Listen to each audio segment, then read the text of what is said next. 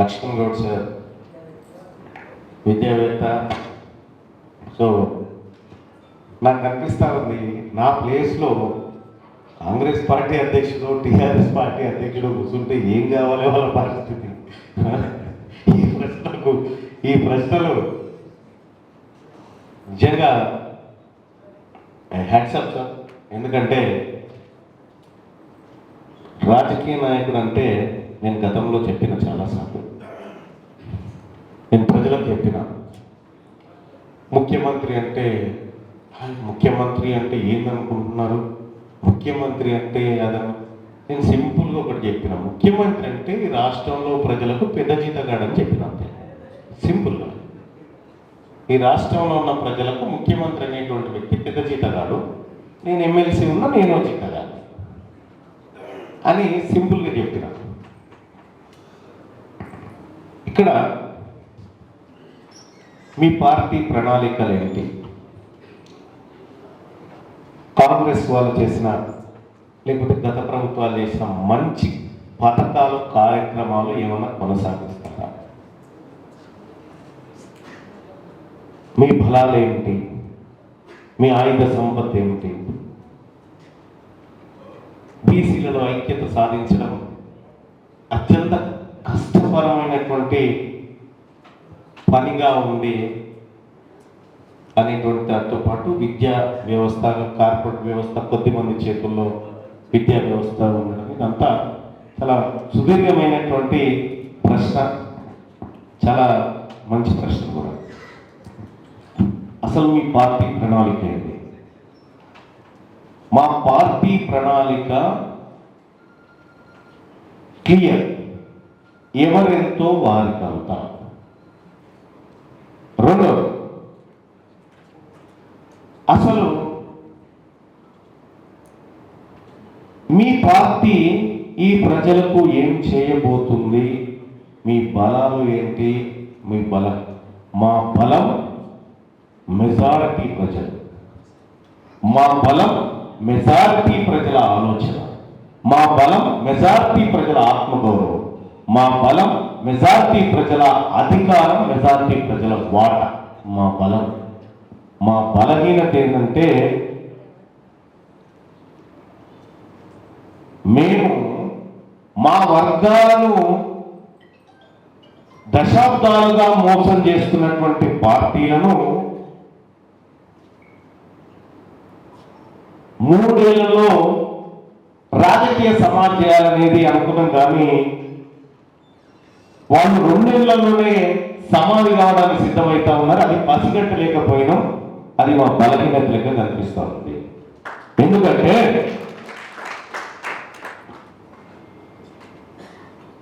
ఒక రాజకీయ పార్టీ పుట్టుక దగ్గర నుంచి ఎలాంటి కుట్రలు ఉంటాయో చూడండి. సింపుల్గా తీన్మార్ మల్లన్న గారు మొన్న మీడియా వాళ్ళు అంతా ప్రెస్ క్లబ్ కాడ, తీన్మార్ మల్లన్న గారు మీ దగ్గర రాజకీయ పార్టీ పెట్టే పైసలు ఎక్కడి నుంచి వచ్చినాయి అనేది ప్రశ్న.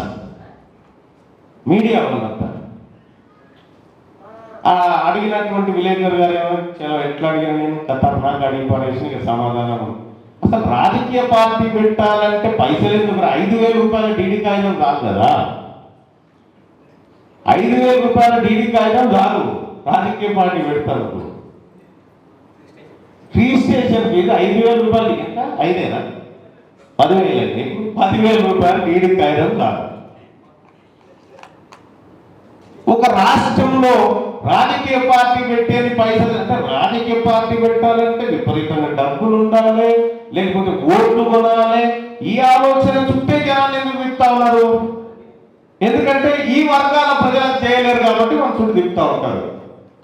కానీ అస్సాం ధర పరిషత్ దగ్గర నుంచి తీసుకోండి, ఇటలీలో బెప్పేగిరిలో అనేటువంటి ఒక సాధారణ పౌరుడు ఇటలీ ప్రభుత్వాన్ని కుప్పకూల్చిపోయి అధికారంలోకి ఎట్లా వచ్చిందో ఒకసారి హిస్టరీ తెలుసుకోవాలి. అతని దగ్గర ఏం డబ్బు లేదు, ఇక్కడేం డబ్బు లేదు. అక్కడ ఇటలీలో 5 స్టార్ మూవ్మెంట్ అని ఒకటి తీసుకొచ్చాము. ఇక్కడ మేము 7200 మూవ్మెంట్ ఏదైతే తీసుకొచ్చినామో 5 స్టార్ మూవ్మెంట్ అని ఇటలీలో తీసుకొచ్చాడు. ఆ 5 స్టార్ మూవ్మెంట్ ద్వారా మొత్తం దేశాన్ని షేక్ చేసేసింది. అతను చేసింది ఏంటంటే ఉన్నది ఉన్నట్టుగా ప్రజలకు చెప్పేసింది, అంతే. కొత్తగా ఏం అవసరం లేదు. ఏం జరిగిందో ప్రజలకు ఉన్నది ఉన్నట్టుగా చెప్పడమే.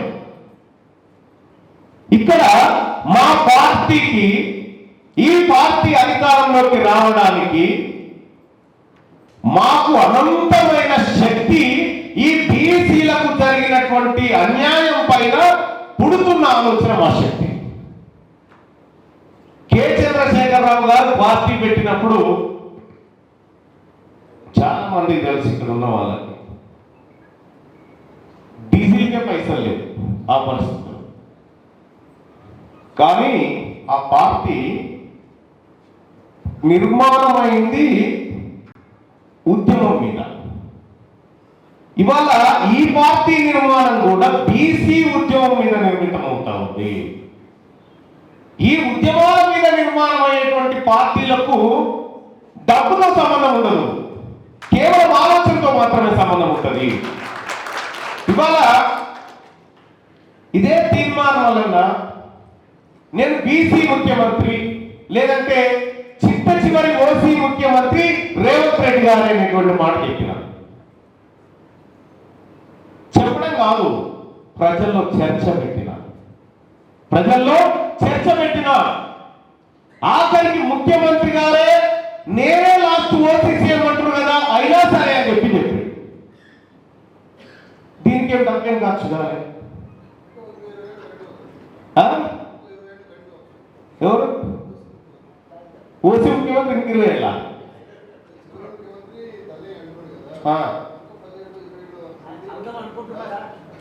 ఆయన అంటే నేనేమో 3 అనుకున్నా కానీ 3 దాకా కూడా ఉండేటట్లేడు ఆయన. నేను అదే అక్కడే మా బలహీనత గుర్తించలేకపోయినాం. ఈ డిసెంబర్ ఏదో లాస్ట్ అంటారు నాకు తెలిసి, అది పసిగట్టలేకపోయినాం. మా బలహీనత కింద లెక్క పెట్టుకుంటాము. వీళ్ళు ఇంకో 20వ పదవి కాదు, 2029లో ఈ వర్గాల నుంచి, ఆ అప్పర్ క్లాస్ వర్గాల నుంచి సీఎం అయితే నేను దేనికైనా ఛాలెంజ్. 2028 డిసెంబర్లో ఈ ముఖ్యమంత్రి పీఠం మీద బీసీల కుర్చీ కచ్చి వేయకపోతే నా పేరు తీర్మానం. ఇంకా సార్ సరే, అవి రాజకీయ ప్రసంగాలు పనికొస్తాయి. వాస్తవానికి వచ్చినప్పుడు ఇక ఐక్యత సాధించడం కష్టం అనేటువంటి సార్. ఒకప్పుడు బీసీలో ఒక మీటింగ్ పెడితే కనీసం 10 మంది కూడా రావడానికి ఇబ్బంది పడేది. ఎందుకంటే వాటంతా బలహీనంగా మార్చివేసేవాళ్ళు. బీసీలలో నిజంగా ఐక్యత లేదా? ఉంది కానీ నువ్వు నొక్కాల్సిన బటన్ నొక్కాలి వాళ్ళకు. నువ్వు నొక్కాల్సిన బటన్ నొక్కితే స్టార్ట్ అవుతుంది ఇంజన్. నువ్వు అది కాకుండా నువ్వు నొక్కిన ప్రతిదీ నీ ఆపోజిట్ బటన్ నొక్కినావు దాంట్లో, కాబట్టి అది యాక్టివేట్ కాలేదు. ఇవాళ ఎందుకు బీసీలు యాక్టివేట్ అయ్యి ఇంత మేధావి వర్గం అంతా కూర్చొని ఒక రాజకీయ పార్టీని చిక్కుల ప్రశ్నలతోటి ఒక సుడిగుండంలో కూర్చున్నబెట్టిన పరిస్థితి ఎందుకు వస్తా ఉంది? రేపు నన్ను అడిగిన వాళ్ళు ఇంకో అడగరా? ఇవాళ నన్ను అడిగారు కదా, రేపు ఇంకో పార్టీ ఆయన పిలిచి కూర్చోబెట్టరా? అంటే స్టార్ట్ అయిందా లేదా ఉద్యమం స్టార్ట్ అయిందా లేదా? ఇదే ఉద్యమం తీన్మార్ వల్లగా ప్రతిసారి చెప్తా, ఏదైనా ఉద్యమం అంటే ఒకే అంశం గురించి ఎక్కువ మంది ఎక్కువ చోట్ల మాట్లాడుకోవడమే ఉద్యమం అని చెప్తా. ఇక్కడ పాలమూరులో మమ్మల్ని కూర్చోబెట్టి ప్రశ్నలు సంధిస్తా ఉన్నారు కదా, ఇదే ఉద్యమం. నా దృష్టిలో ఇదే ఉద్యమం. ఇక్కడికి వచ్చినటువంటి ప్రజలే ఉద్యమము. ఇదే ఐక్యత కూడా. కాబట్టి ఒకప్పుడు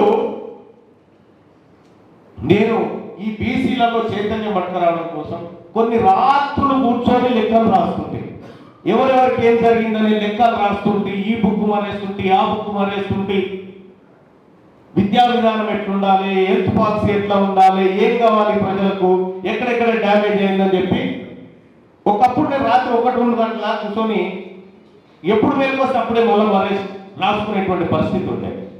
ఇప్పుడు నేను ఒక అర్ధగంట రిలాక్స్ కాగలుగుతున్నాను. ఎందుకు? మీరందరూ లేచారు కాబట్టి. మీరందరూ మేల్కున్నారు కాబట్టి ఇప్పుడు నాకు అంత బాధలేదు. అంటే వన్స్ ఈ స్పార్క్ స్టార్ట్ చేయడమే ట్రబుల్ ఉండే. ఇది స్టార్ట్ అయింది తెలంగాణలో బీసీల స్పార్క్. ఇక దీన్ని ఇప్పుడు మీరు నేను ఎవరు ఆపే పరిస్థితులు లేదు. సో ఐక్యత అనేది ఆల్రెడీ తెలంగాణ రాష్ట్రంలో బలంగా ప్రారంభమైంది. కాబట్టే మీరు చూడండి, బీసీల అంశం ఈనాడు పత్రికలో ఏడాదిలో 2 సార్లు వస్తే ఎక్కువ, కానీ ఒక నెల రోజులుగా అన్ని పత్రికలలో బీసీలు కానరైతం. ఇదే ఉద్యమం. దినపత్రికలలో ఎవరైతే మొదటి పేజీలో ఎక్కువ స్థానాన్ని ఆక్రమిస్తారో ఆ వర్గాల అధికారాన్ని దగ్గరగా ఉన్నట్టుగా లెక్క. సో ఈ నెల 2 నెలల నుంచి జరుగుతున్న పరిణామం కూడా మనము తెలవకుండానే మన చుట్టూ ఒక భారీ ఉద్యమ నిర్మాణం ప్రారంభమైంది. ఇక ఐక్యత అనేది ఆల్రెడీ స్టార్ట్ అయిపోయింది సార్. చాలా విస్తృతంగా జరుగుతూ ఉంది. హ్యాపీ ఆ విషయంలో. మీ అందరి ఆలోచన, మీ అందరి కృషి కూడా దాని వెనకాల ఉంది. మేము రాజకీయ నాయకులుగా ఓ రవ్వ ఎక్కువ మాట్లాడుతుండొచ్చు, కానీ అల్టిమేట్గా ఉయ్యాల అటు ఇటుకి ఏడ స్టార్ట్ అయిందో ఆడికి రావాలని సమాధానం చెప్పుకోవాల్సిందే. కాబట్టి ఈ వేదికను అడిగైతే రావాల్సిందే, మేము సమాధానం చెప్పుకోవాల్సిందే. కాబట్టి వాస్తవాలకు 99.9% దగ్గరగానే మాట్లాడుతూ ఉన్నాం. ఇంకా విద్యా వ్యవస్థ, కార్పొరేట్ వ్యవస్థ 4 కుటుంబాల చేతుల్లో ఉంది. దాని సంగతి ఏంటంటే తెలంగాణ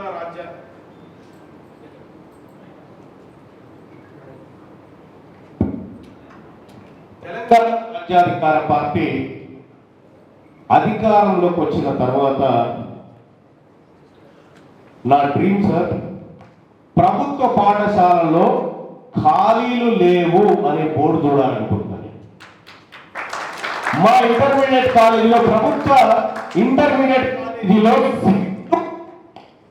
పూర్తిగా భర్తీ అయినాయి. దయచేసి ఎవరు సీట్ల కోసం రావద్దని చూడాలనుకుంటున్నాను.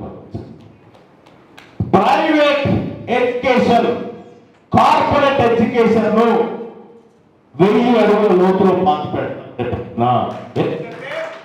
బతుకుతుంది కేవలం ఎస్సీ, ఎస్టీ, బీసీ వర్గాలు మాత్రమే.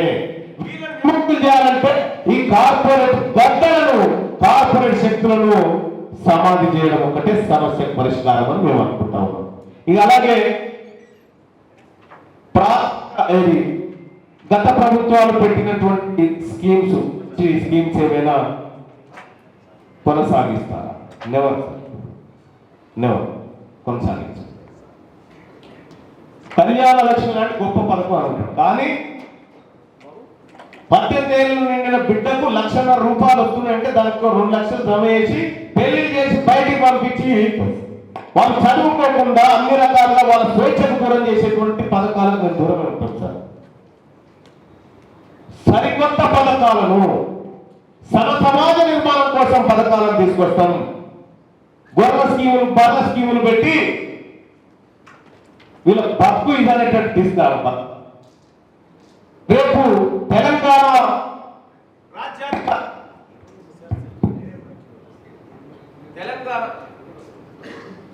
తెలంగాణ రాజ్యాధికార పార్టీ అధికారంలోకి వచ్చిన తర్వాత పథకాల రూపురేఖలు ఇట్లా ఉండేది. ఎవ్రీ ₹1 కూడా అకౌంటబిలిటీ తీసుకొస్తాం, ప్రయోజనం తీసుకొస్తాం సార్. మనం రూపాయి పెట్టి నువ్వు తిని పడుకో అని చెప్పే కార్యక్రమాలు మా దాంట్లో ఉన్నాయి సార్. నువ్వు పని చేయడానికి ఏం కావాలో చెప్పాలి కార్యక్రమాలే ఉంటాయి. అలాగే తెలంగాణ రాజ్యాధికార పార్టీ ప్రాజెక్టులు ఇంకొకటి కాదు మా ప్రయారిటీ. మా ప్రయారిటీ ప్రజలకు అత్యంత ఎక్కువగా పారదర్శకంగా.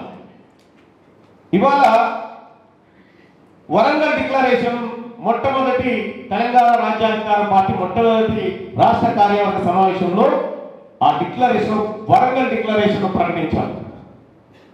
హెల్త్ అండ్ ఎడ్యుకేషన్ సిస్టమ్ మీద కార్పొరేట్ లెవెల్లో ఉచిత నాణ్యమైన విద్యను అందిస్తామని చెప్పినాం. ఒక్క అనా పైసా కూడా ఈ రాష్ట్రంలో తల్లిదండ్రులు ఏ తల్లిదండ్రులు జేబు నుంచి రూపాయి తీసి పిల్లల చదువు కోసం ఖర్చు పెట్టకుండా చేస్తాం.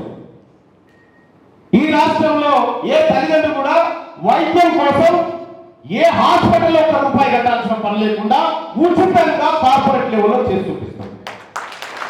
రెండోది, ఏ భూముల దగ్గర అయితే ఏ ప్రజల దగ్గర అయితే భూములు లేవు, ఎస్సీ ఎస్టీలకు భూ పంపిణీ కార్యక్రమాలు వచ్చినాయి.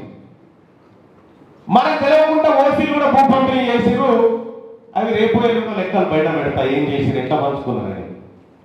ఇప్పటిదాకా మా జానన్న అంటా ఉండే జీవో వస్తుందన్న దాన్ని చూడాలి మనం అర్జెంటుగా అని అంటా ఉంటే, జానన్న కాకుండా నేను తీసుకుపెట్టిన చేసి తయారైన ఉన్నాయని. ఈ టీటీఐఐసి ఇండస్ట్రియల్ పాలసీ అని చెప్పి ఇండస్ట్రియల్ పాలసీలను పెట్టిరా. ఇక్కడ కొన్ని లక్షల ఎకరాల భూ పంపిణీ అప్పర్ క్యాస్ట్ జరిగింది. భూములు లేనటువంటి బీసీల సంఖ్య 85 లక్షల మంది బీసీలకు భూమి లేదు, సస్తే కూడా పొందబెడతాం లేదు. తెలంగాణ రాష్ట్రంలో 44% భూములు ఓన్లీ 7.8% ఉన్నటువంటి ఓసీల చేతులు ఉన్నాయి. 44% భూములు. మొన్న లక్ష్మణ్ సార్, దీనికి కూడా నాకు కొంత మీ దగ్గర క్లారిటీ కావాలి. రైతు భరోసా కోసం తెలంగాణ రాష్ట్ర ప్రభుత్వం 9,000 కోట్ల రూపాయలు అప్పులు చేసింది మొన్న. ఎస్, అందరికి తెలిసిందే కదా, 9,000 కోట్లు. ఈ 9,000 కోట్లలో రైతు భరోసా నిధులు ఎకరానికి 6,000 చొప్పున వేస్తున్నామని చెప్పారు. ఇందులో ఎస్సీ ఎస్టీ రైతాంగాన్ని పక్కన పెడడానికి కాసే బీసీలదే మాట్లాడుకున్నాం. ఈ 9,000 కోట్ల రూపాయల్లో బీసీలకు నెత్తిన పడ్డటువంటి అప్పు దాదాపు 5,200 కోట్ల దాకా పడింది. ఎస్, 5,200 కోట్ల రూపాయలు వీళ్ళు తెచ్చిన అప్పు ద్వారా పడ్డది. బీసీ రైతాంగానికి ఎంత వచ్చిందంటే 4,200 కోట్లు. బీసీలు నష్టపోయారా, లాభపడ్డారు. ఇదే ఓసీలు ఈ 9,000 కోట్లలో కేవలం 670 కోట్ల రూపాయల అప్పు వాళ్ళ తలపైన పడితే 4,300 కోట్ల రూపాయలు వాళ్ళ అకౌంట్లలో పడ్డాయి. ఈ స్కీమ్ ఉంచాలన్నా ఏం చేయాలి సార్?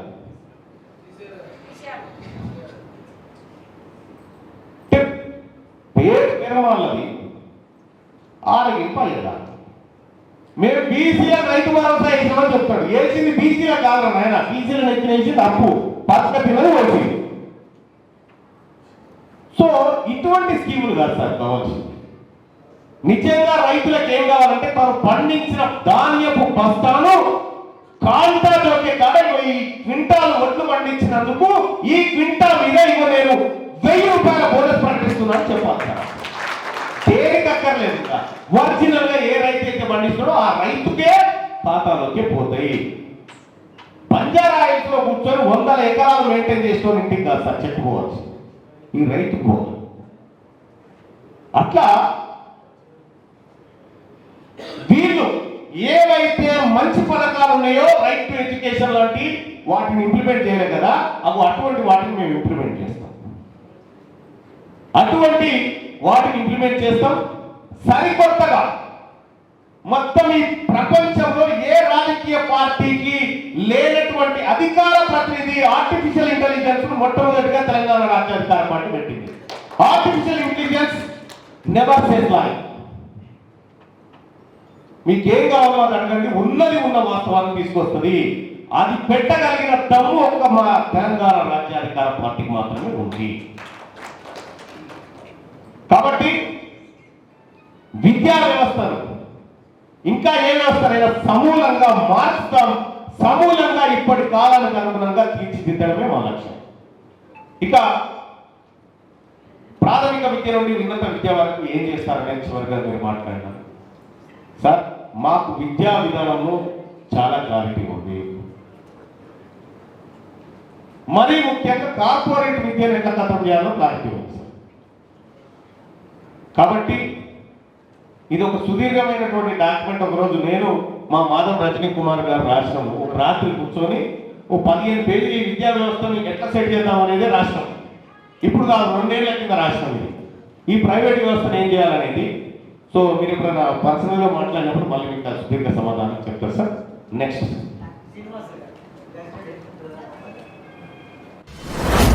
మీ వ్యాపారం అభివృద్ధి కావాలని కోరుకుంటున్నారా?